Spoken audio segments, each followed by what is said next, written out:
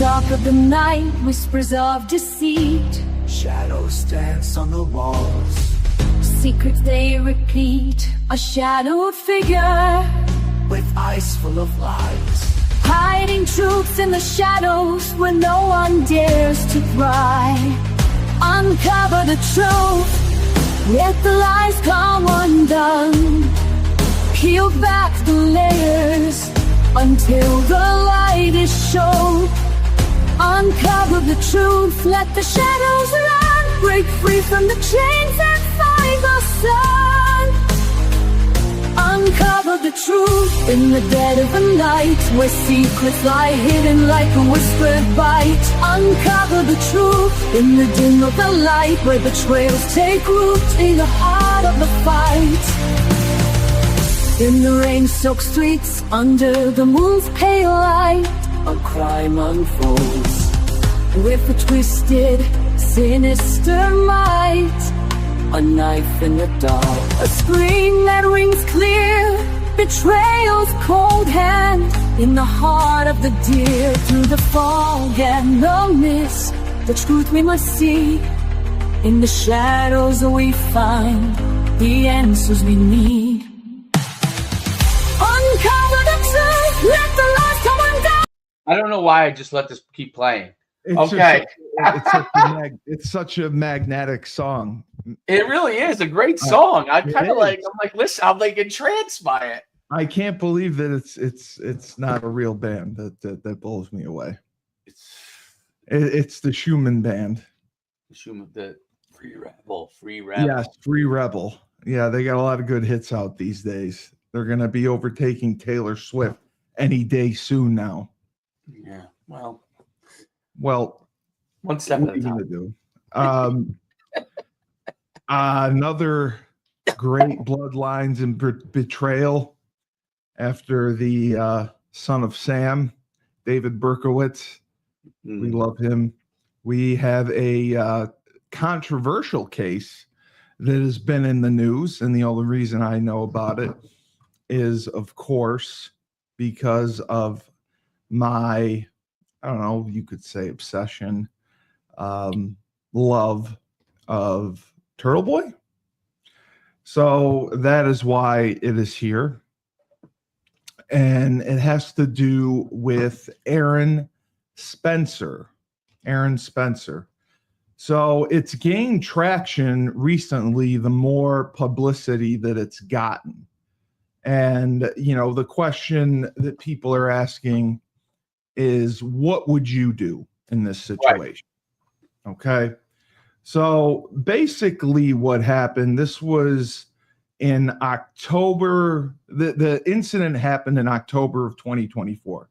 But before that, this man, Michael Foster, he had been indicted on 43 counts, ranging from stalking,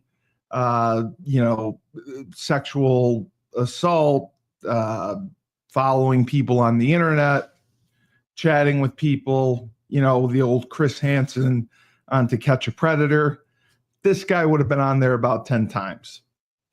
So he gets these 43 counts, and his bail is set at $50,000. Wow. So if you know how bail works, it's 10% of, a bail bondsman takes the 10% and they pay the rest. Right. You show up, you get your money back.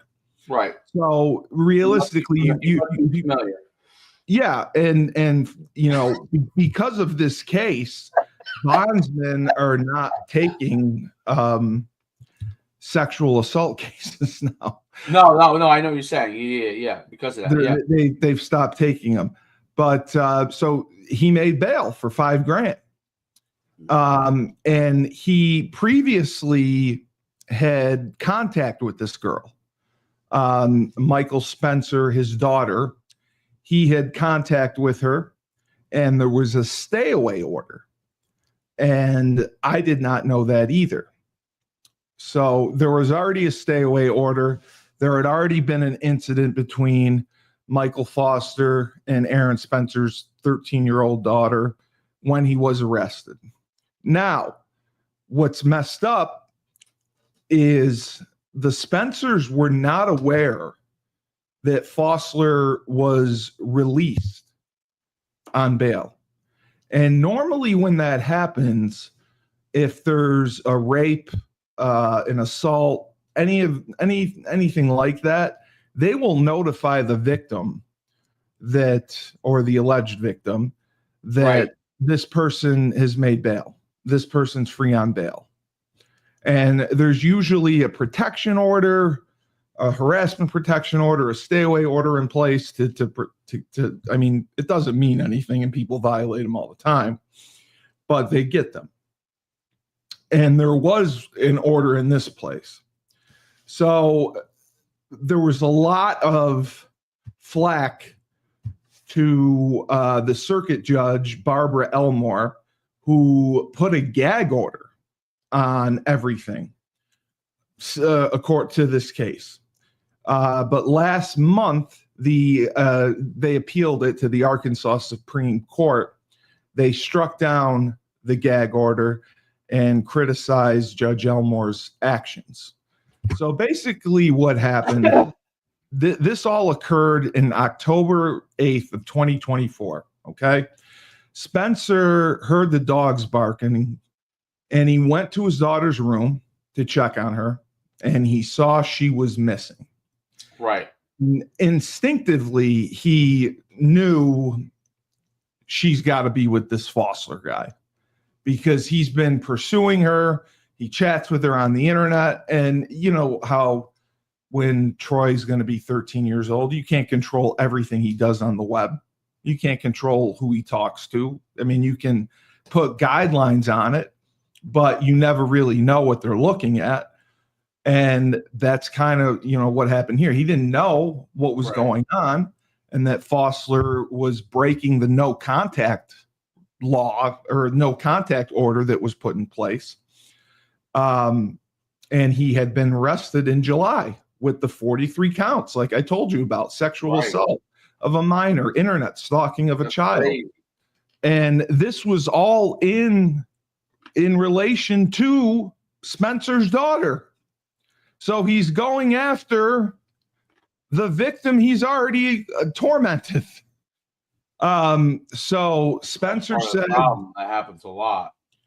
I just, it blows my mind that my father was the same way. I mean, he is just disgusted with New York State and Kathy Hochul and the bail reform, but this just blew his mind.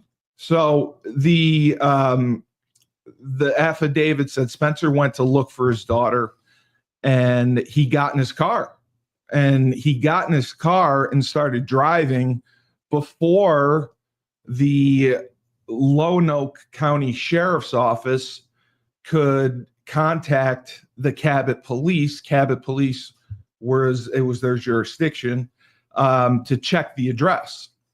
So he was already on the road looking for his daughter. He's like, my daughter's gone. I know this man's fucking nuts. I'm going to get her. Right. So he gets in a car and he drives after them. He apparently found them and ran them off the road. Spencer saw Fossler's white Ford F-150 turn onto a highway. Okay. This dude like pulled a U-turn like you'd see in the movies, and he flashed his lights and he was beeping his horn, and he was trying to get Fossler to pull over. He would not. There was an intersection, and Spencer rammed his truck into the rear of Fossler's F-150, sending it into a ditch. Okay. Oh. Yeah. Like this dude, I mean, and several attorneys were asked, because like I said, I watched Turtle Boy. If this were your child, what would you do? And every one of them said, I would do the same thing. If my child, if I believe my child's life's on the line, of course you'd be chasing him down. Yeah. if I believe But my was child's the child in lifestyle, the car when he rammed it? yes, she was in the car. But Not- it was the only way he was not in a pickup truck. It was the only way he could feel that he felt that he could get the vehicle to stop going, because he was on the run and he had his daughter. He kidnapped his daughter. Got it. So Spencer then exited the vehicle and he had a gun. And he ordered Fossler to get out of the vehicle and to lay in the ditch. Spencer stated that he observed his daughter trying to exit on the passenger side, but it appeared Fossler grabbed her and stopped her from getting out. Spencer then stated that Fossler exited his vehicle and had something in his hand. Spencer didn't know what it was. Spencer stated that Fossler then lunged towards him saying, "Fuck you." And Spencer said that he opened fire on Fossler, emptying his clip before jumping on top of Fossler and pistol whipping him. After he shot him? Yes. He shot him, emptying his clip, then got on top of him and pistol whipped him. Spencer then stated that he got his daughter out of the vehicle and returned to his truck, where he reloaded his weapon and called 911. So, according to police reports, sounds like a hero to me. Well, that's the thing. According to police reports, Spencer shot Fossler in the chest, arms, abdomen, and he had a Glock 19 Gen 4 pistol. I don't know guns. The report does not say how many times each body part was hit, although the Glock 19 holds 15 rounds and he emptied the clip. Regarding the pistol whipping of Fossler, the report notes that there was blood on the outside of the weapon, and it was clearly, after kill because of his anger and frustration. So on November 27th, prosecutors charged Spencer with second-degree murder, commission of a felony with a firearm. The same day, Spencer's attorney, Aaron Castellini, and Michael Kaiser issued a statement calling Spencer. Now, this guy has been in war. He served in Desert Storm. He's been in Afghanistan. They called Spencer a decorated war hero who protected his country, a loving father whose heroic action protected his family, and that Foster repeatedly violated his child and kidnapped her in the dark of the night to continue his assaults on her. And a lot of this was under a gag order because of that idiot judge. The statement criticized prosecutors for bringing any charges against Spencer at all, accused prosecutors of perpetrating these horrors instead of protecting legitimate victims and punishing true criminal offenders, and thanked those who voiced their outrage over the treatment of Aaron and his child. The following week, prosecutors asked Judge Elmore for an order preventing Spencer's attorneys, and they wanted a gag order. And they said, fuck you. It's freedom of speech. There's no gag order. Right. But she granted the prosecutor's motion and entered the gag order, and she sealed the case. So that's why it didn't get any attention, and nobody really knew much about it. Spencer appealed the order in March, and the Arkansas Supreme Court stayed the case pending their decision. And then it wasn't until May 29th that the High Court struck down the gag order and sent the case back to Lonoke County for further proceedings. So that was the big issue, was people didn't know about it because, my man Turtle Boy would have been all over this, even with the Karen Reed stuff, had he known. So basically, it's a tragic situation. But the wife has said that Fossler, the man who was killed, had a no contact order against the daughter because he had already, that previous summer, he stalked, he raped her. And he raped her? Yeah, that previous summer. So that's why I said it was jail for that. He was. It was 43 counts. He had 43 counts. It was rape. It was sexual assault. It was stalking. It's 43 counts. Because of Arkansas and bail reform, he got bail. The bail was only $50,000. Okay, and the rape was not. I don't know if he was necessarily charged with rape or if it was sexual assault. I don't know the exact charges. I just know there were 43 of them. He had 43 charges. And so the parents were furious because they did have the no contact order.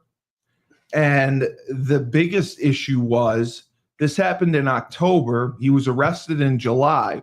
They had no idea he was even released.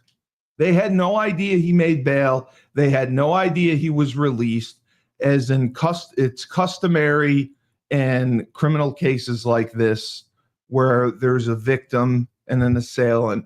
It's customary to notify them when someone's out. It's even customary when, if someone's been in prison for 20 years.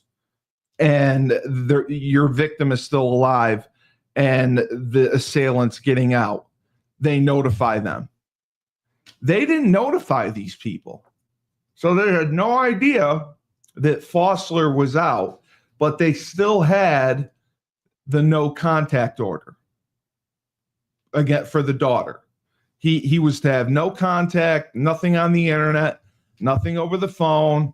And she was furious, basically, that nothing was told to them, no information was given, and she and the husband were unaware that Fossler immediately started contacting this child. Fucking unbelievable. So it really is. They called 911. Yeah. Out of the 43 charges, 6 to 9 of them were felonies. And he legitimately was going to be going to jail for the rest of his life. But the mother commented, some things we will never know, but we know that the police department afforded this predator privacy that they did not even give our family, including posting our home address. I'm deeply offended by the way this was handled by the county sheriff's office. The woman added, at the end of the day, our daughter is a victim, and we have a long road for recovery for everyone, and we're thankful for messages or prayers. Now, Fossler was also arrested by another law enforcement agency in this past July and booked for internet stalking of a child and sexual assault. But again, he was released. So they get the police arrive, they get there, and there's a homicide. And it basically, they see it as one person took the life of another. Either it's justified or it's not justified. That's what the fact finding is about. He has not technically been indicted, but it's still a dicey situation because they had initially charged him with second degree murder. And the reason I listened to it was because attorneys were arguing over what was called jury nullification. Jury nullification is not a recognized defense that can be used in court. Jury nullification basically happens when the 12 jurors come and they say, fuck the law. I don't care. This man was right in his actions. It's basically them ignoring the law and saying what he did was right. And it's tough to dispute it because he called 911. He knew the daughter was missing. He knew who took the daughter. And had he not gotten in his car and given chase, who knows what would have happened? Who knows how far Fossler would have gotten? Who knows what he would have done with the girl? A girl that he already has a history with for kidnapping and raping and internet stalking. Who knows? So, yeah, I mean, sure. I know that they can obviously determine whether now it was determined Fossler did not have a weapon, a gun. Spencer did say he saw something dark in his pocket and he lunged toward him.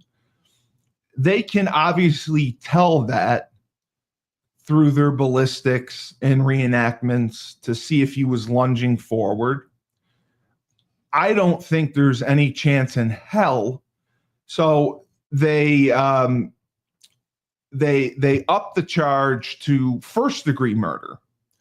It was initially second-degree murder, and then it was up to first-degree murder, which is absolutely tragic. And they don't have money. They don't have money for a high-priced attorney. So as I was telling you, like crowdsourcing and GoFundMe, they do not allow that for legal defense funds. And I know this because of Karen Reed as well. Karen Reed, we had to raise her money through Facebook, through Venmo, through Cash App. That's how they were able to take the money. But everything that I think is getting lost here is the daughter is a profound victim. Oh, obviously. The daughter is a profound victim. So why were they why were the police and the why were they is this because of the laws that they had there? Isn't Arkansas a conservative state? Yeah, I don't know. I got to look at the exact 43 charges, but bail reform has been an issue around the nation because the poor, the indigent can't afford it. They can't come close to some of it. So they've made a strategic effort to drop the number afforded for bail. So 43 counts. I mean, I don't, it says that there were 6 or 7 felonies. I would think that $50,000 is quite low. I would think you'd have to go to 6 figures. So, everyone's getting angry because the judge lifted the gag order and the attorneys are speaking out saying that Spencer's a hero. He was a war hero and he should not be indicted. He should not go to trial. They should drop all charges. They're basically saying that Spencer's attorneys are arguing for jury nullification. And as I said, jury nullification is not a legal defense. As I said, it's basically 12 jurors saying, fuck it, we're not following the law. We like this guy. We agree with him. I don't care if it was against the law. He's innocent. And it's happened many, many times. Now, you can't come out and say that your defense is jury nullification. I think they're going to say their defense is self-defense. However, I don't know what the ballistics are going to show, but obviously he ran the guy off the road. He's telling him to get out. He's giving him lawful commands. He's got a weapon on him. The man has his child. You don't know that he may have a knife. You don't know if he has a gun. He's obviously dangerous. He obviously isn't afraid to go to jail. Right. He's not afraid of the police. So I would have a gun on him too. And the second he lunged towards me, I'd shoot him. I'd empty my clip at him too. So that's the debate that's going on. Is Aaron Spencer a hero? Is Aaron Spencer a murderer? And everyone poses the question back to, what would you have done? And well, I think he's a hero. Now, are they trying to convict him? Yeah, he's charged with first-degree murder. Because not only that, they did a vigilante thing. They upped the charges. It was second-degree murder. They upped it to first degree. Well, what about self-defense because they kidnapped his daughter? They're trying to prove that it's a justifiable homicide. I don't think all the ballistics or the reenactments have come back yet to say that it was justifiable, because the only testimonies that they have to base it on are Aaron Spencer and his daughter, who was in the car. The daughter could say, yeah, I saw the guy Fossler. He came at my dad. Yeah. That's all she has to do is say it. And I think, it's done. But the problem is ballistics can tell if the man is moving forward towards you as you shoot him, or if he's backing away, or if he has his hands up. So that's going to be the question. It's going to come down to really the experts, because the prosecution will have experts. And I hope to God they find out that, it shows that he was coming forward. He was coming to attack Aaron Spencer. I hope it shows that, because if that happens, case goes away. They drop the charges.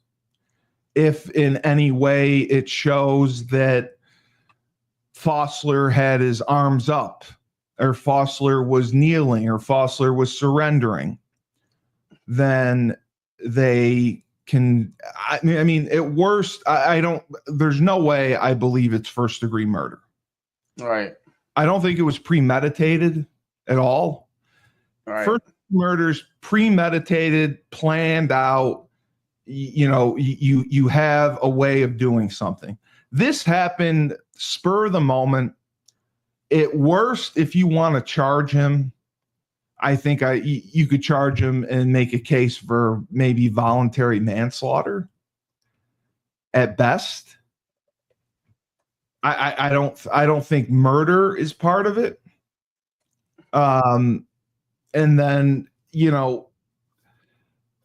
the attention that this is going to draw, the people are going to be very, very angry now that everything has been unsealed, and you see that this man was arrested in July for 43 crimes he was charged with, many related to this young girl, whether it was rape or not, sexual assault, internet stalking, kidnapping, whatever. It was related to her. And the sheriff's office did not do their due diligence by even notifying them, hey, Fossler's out on bail. Just so you know, just so you're aware, he made his bail. They didn't even do that. So, in my opinion, it falls all on the Arkansas, that sheriff's department. And Fossler also did the right thing after he murdered him. Right, call the police. He called 911. I shouldn't say murder. After he shot him. He called 911. So yeah, Lonoke County in Arkansas, it was second degree. It got up. See, this is what's crazy. So prosecuting attorney Chuck Graham is bringing the charge up with an enhancement, seeking a higher sentence for the use of a firearm against the 36-year-old Spencer, who pled not guilty. And and they have the 911 call. He's like, hey, my daughter, I can't find her. She's not in her room. The dogs are barking. We don't know what's going on. So, there was a bolo out, missing juvenile. They knew that there was a history with this man. Luckily, the girl was not injured. And luckily, Spencer, again, a war veteran, military trained. That's why they're trying to use that against him, saying that he was trained and the other guy was just a sex offender or whatnot. But he was smart enough. He got in his car, he tracked the guy down, and he found him fast.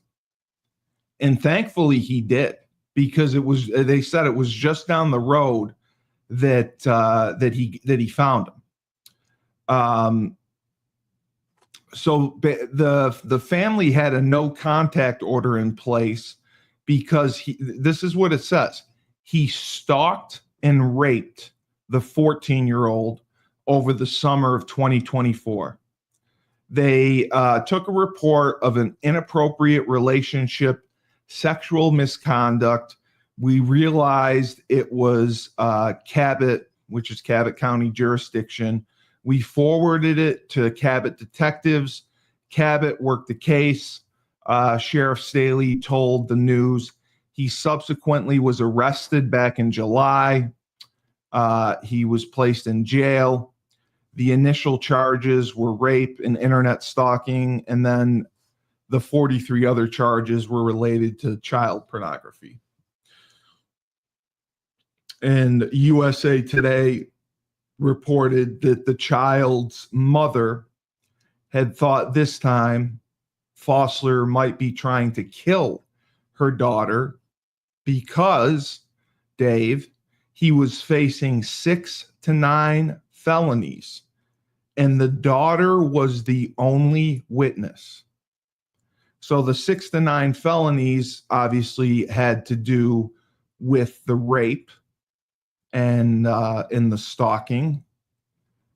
And you're a criminal.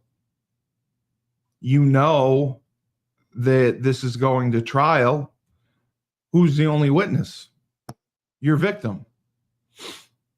You just miraculously got released on bond. You're going to tie up loose ends.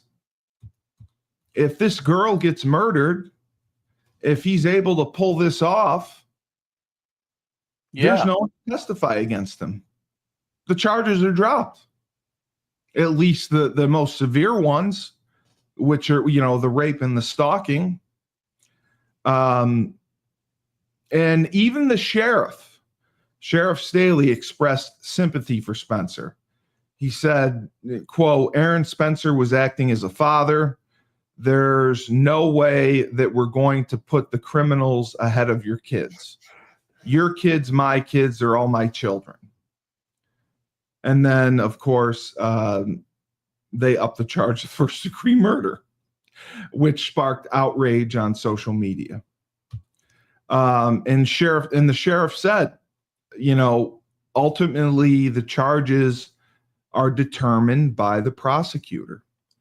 He said, my investigators have family, they have children, I'm a daddy. In a situation similar to this, I can't tell you I wouldn't act the same way, but now we are the fact finders.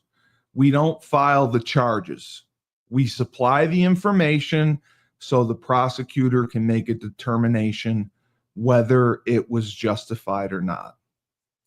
So his Spencer's attorneys have kind of gone on a media tour trying to, make a case for him, raise awareness of the situation, and, hopefully Turtle Boy gets involved. And they said, we're not just disappointed, we're outraged by his decision. Aaron, Spencer, decorated war hero, protected his country, a loving father whose heroic actions protected his family. He is not a criminal. He did what any father would do and any trained combat veteran would do to protect his family from a predator. This predator repeatedly violated his child. Repeatedly. It's not once, not twice. Repeatedly violated his child.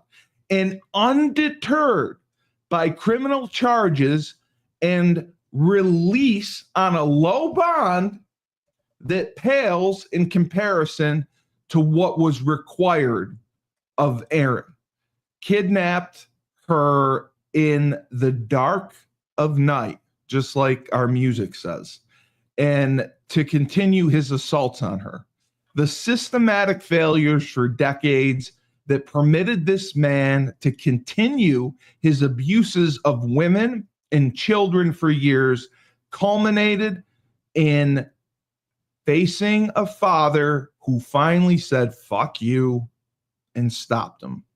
No matter what the prosecuting attorney may do to Aaron, he was able to save his child and prevent this man's continued acts of sexual violence against the most vulnerable among us. I think the biggest thing here is the law probably has a thing against vigilantism, and they don't want them taking the law into their own hands. I would agree with you, but I don't believe this is vigilantism. In my opinion, is if you see a crime in place for people that you don't know, and you step in to save their lives. I think that is what he's doing there. He's stepping in to save their life, someone's life. Right. But vigilantism, I believe, is stepping in to save lives of people you don't know. You see a crime being committed on people you don't know, but you know it's a crime, and you get involved to try to help them. I would have done the same thing. Exactly. This is your blood. This is your family. That's why I don't consider it vigilantism. A great case is, and I got to run, a great movie about this is... Are you going to say A Time to Kill? A Time to Kill. I knew you were going to say that. Great movie. Yes, yes, they deserve to die, and I hope they burn in hell. It's the same kind of case, dude. And yeah, it was in Mississippi. Yep. And it was Samuel L. Jackson. Yep. And one of my favorites. Great Matthew McConaughey. Matthew McConaughey was Lord. That was really first on the scene. He was so awesome in that movie. Great movie. I knew you were going to bring that up. It was so interesting because he was Mississippi. His wife and them were like, well, not him, but his wife was like old Mississippi. His wife was Ashley Judd. Yes, but they were like old white Mississippi. You know what I'm saying? Like, and there were still the racial tensions back. There was still the racial tension. It was, but it's fundamentally it's the same issue. It is. To an extent, yes. Justice wasn't being served. He served the justice. Bottom line. But yeah. I gotta run. I want you to close it out. Can you close it out? Because I gotta go pick up my son. Yeah, I'll end it. You're able to hit end stream on here when you're done, whatever. Yeah, I'll just read one more thing and then I'll. Yeah, no. I want you to continue because it's really good. So, all right. Let me go ahead. Get out of there, and then you can finish. Leave it to the expert. Leave it to the guru. The guru. All right. You're stuck with me. Deal with it. Talking about the Aaron Spencer case. Shout out to the lawyer you know. The lawyer you know, Peter. I've been watching a lot of his streams, and he covered this case. And that's what brought me onto it. The lawyer you know has a podcast on YouTube. His shows are amazing, and I think he does an incredible job, and he does an excellent job of not being biased. He tries to keep objective and tries to keep some perspective, and he talked about this case. And, you know, I'm obviously a huge Turtle Boy fan, as you can see from my shirt. It's got Alan Jackson, David Yannetti, Karen Reed's attorneys. Karen Reed is going up for civil trial against the O'Keefes, and I hope she buries them because the O'Keefes are not seeking justice. The O'Keefes are blindly believing Jen McCabe and the Albert family about what happened to John O'Keefe and completely ignoring the evidence because they're ignorant, stupid, rotten fucking people. And that's the truth. John O'Keefe, no better man. No better man. Takes in the kids of his brother, raises them, a cop, a loving man, had a loving relationship with Karen Reed. Sure, there were ups and downs, but the persecution out of the Norfolk County District Attorney's Office, Meatball Morrissey hiring Hank Brennan, Spanky, as Turtle Boy calls him. Turtle Boy was right about everything. He was right. And you were wrong. Not only wrong, you were embarrassingly wrong.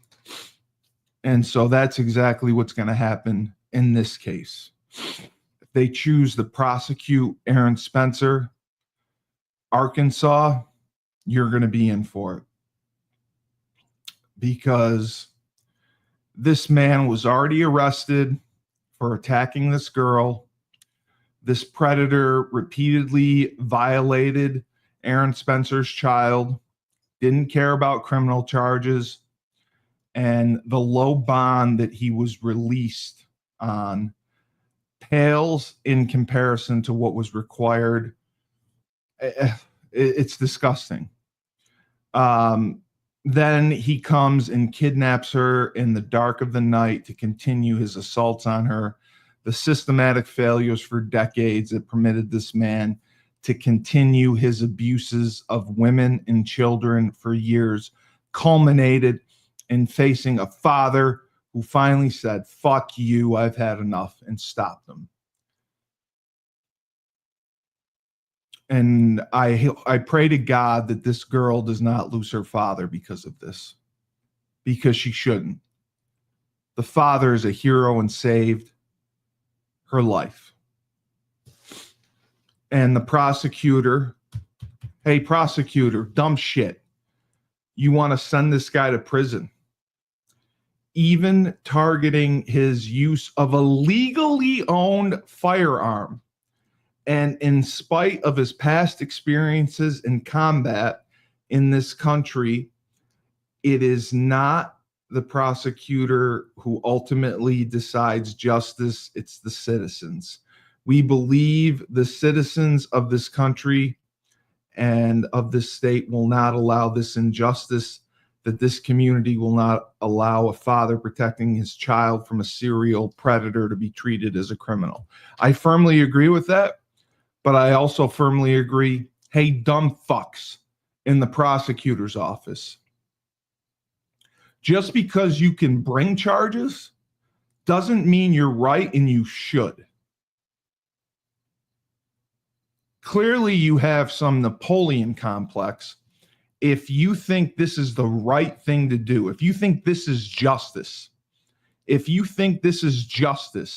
sending Aaron Spencer to prison, if you think that's justice, we might as well take you over to Singapore and have you caned.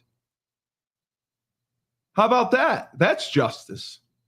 In my opinion, if you think Aaron Spencer should go to trial for first-degree murder, then you, sir, should be sent to Singapore and caned and stay in their prisons. Because any man, a true man, if their daughter was kidnapped in the middle of the night by a known sexual predator, a sexual predator who is already facing charges for harming this daughter previously, of course, you're going to get in your car and you're going to take off and you're going to try to save her. What, are you going to sit and let her get raped? Is that what you want us to do, Mr. Prosecutor? Yeah, Mr. Prosecutor. I'm going to call 911 and I'm just going to sit in my home and I'm going to let the police come, take a report. They'll question me because they'll think I did something. Meanwhile, hours upon hours will pass on and this sexual, disgusting devil of a fucking deviant will have his way with this man's daughter. That's what we should do. That's what the law says we should do. Okay, great. How about blow it out your ass? How about thank you, fuck you, bye? Because nobody's letting that happen. No father is going to sit by when they have the opportunity to get involved and prevent something like this, something horrific, something deplorable, something disgusting, something devastating, something that will change the course of history in my daughter's life from happening. If we can prevent that, we're going to do it. And I'm not a father. I don't have kids. I'll probably never have kids. I'll probably never be a father. I'm a shitbag. I realize this. But even the friends that I have, the friends that I don't have, for any of them, they would have gotten in their car. They would have gone after this man. They would have tracked him down.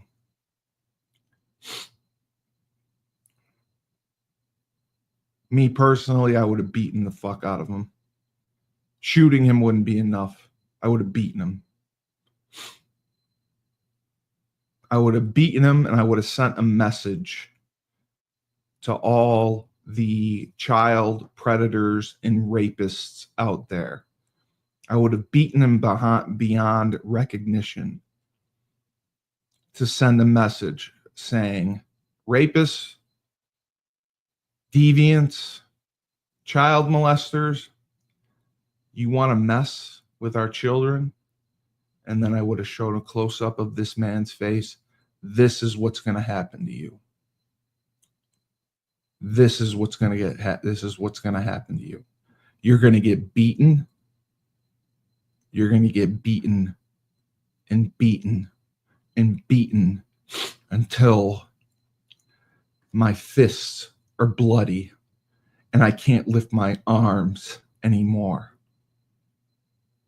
because that may deter at least one person from committing such a heinous, deplorable, disgusting act.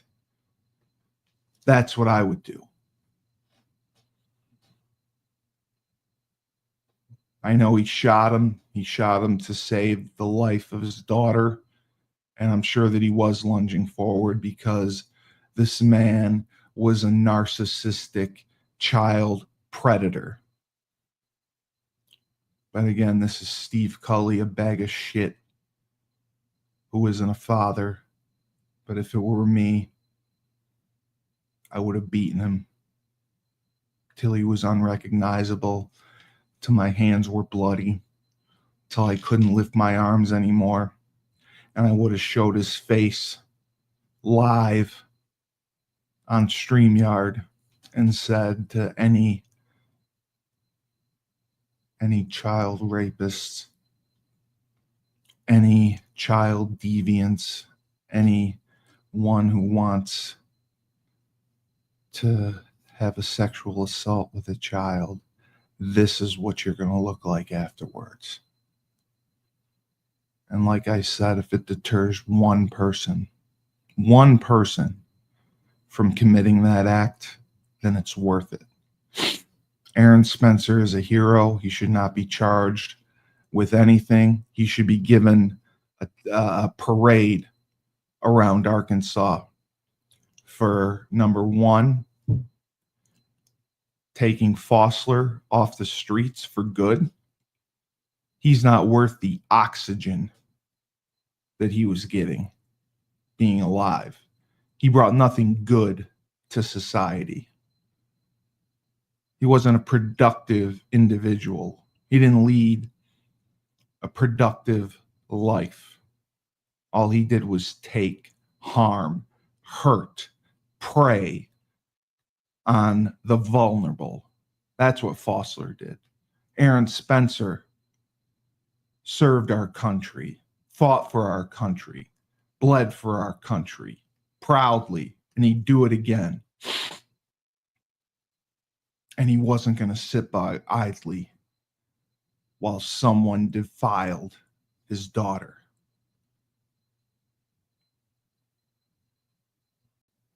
So Arkansas, the land of the dipshits, the dumb fucks. Yeah, this is good.